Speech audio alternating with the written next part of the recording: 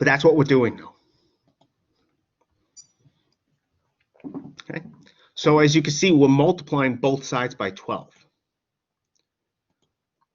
And then we distribute. And this is why the least common multiple is useful, because you can see that the denominators are going to vanish. Namely, for instance, 3 over here, right? 12 is 3 times 4. So 12 over 3 gives us 4. Here we have 12 times 2x, which is this. 12 over 4 is 3. So we have 1 times 3, which is just 3. Here we have 12 over 6, which is 2. And that's how we get this. So now the denominators are gone. Okay? And that makes it a lot easier. So here, for instance, we have 4 times x plus 4, 4x, 4 times 4 is 16. Here, 12 times 2x is 24x. We have minus 3. Here, we distribute the 2. We get 6x plus 4, as you can see.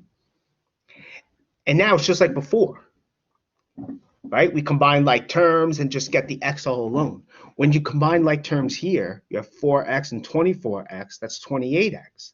16 and minus 3, that's 13, right? So what do we do next? We have to get x all alone. And that's what I'm doing here. So again, you don't have to go in the exact, let me just wait. Okay, I thought I made a mistake, but I didn't. You don't have to go in the exact same order I'm going in. But if you subtract 13, right, you get this. Okay.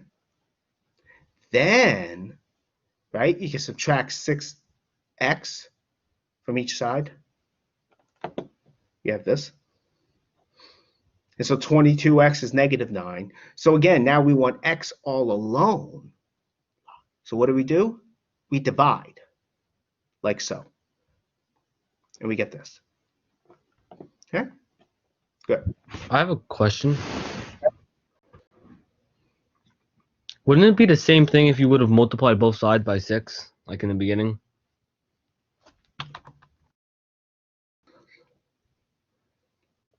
Oh, yeah. That's why. I mean, it's a good idea, though, but 4, though, because of the 4, that would not work, unfortunately. Good try, though. Okay. Okay, awesome question. Okay. But let me just say this also. I'm glad someone asked that, because you don't have to multiply by 12. I just thought 12 would be the easiest.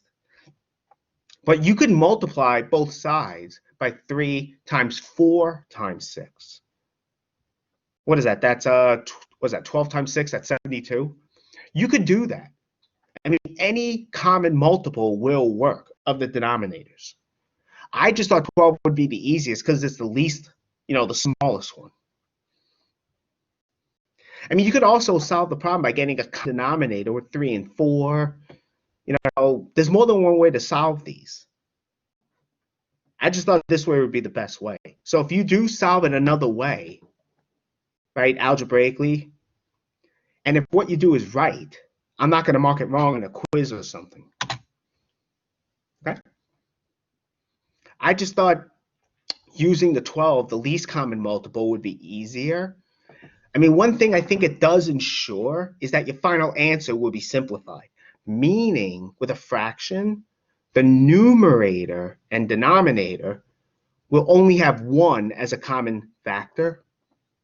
I mean, I haven't proved that if you use the least common multiple, that will happen, but I want to say that will.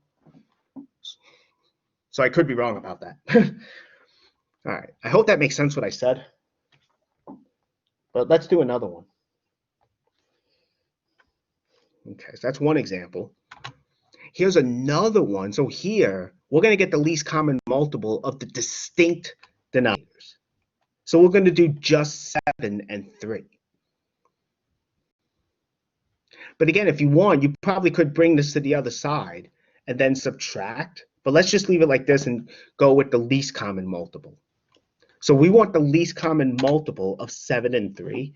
So again, we list the multiples. 0 we can disregard, as you can see. But hopefully you can see by listing, 7, 14, 21, 28, 3, 6, 9, 12, 15, 18. You can actually stop at 7 times 3 because that's the first, well, here that's the least common multiple. So in this case, 7 times 3, which is 21, you can see that's the first entry in both lists. First positive entry, I should say.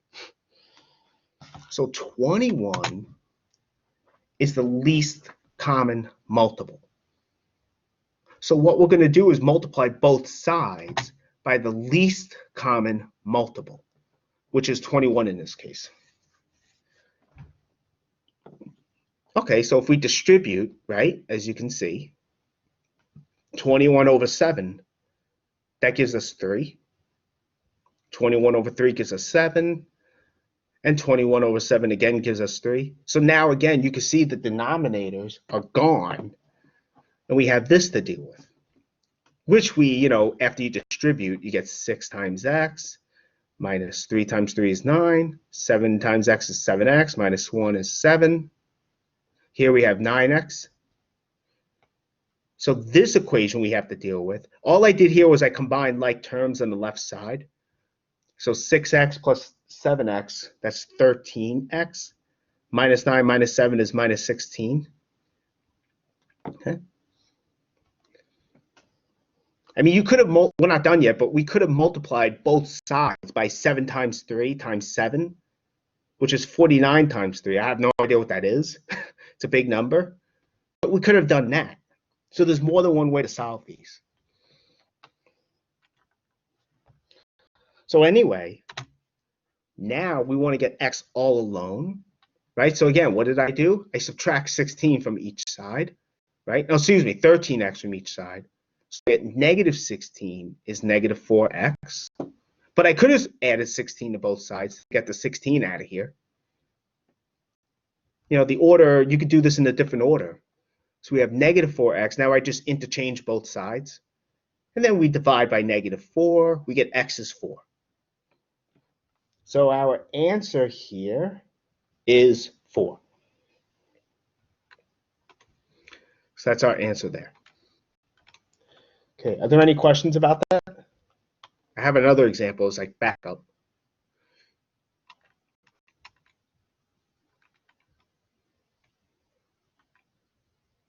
Okay, so let me move on to this. So this is just a quick example I wanted to do.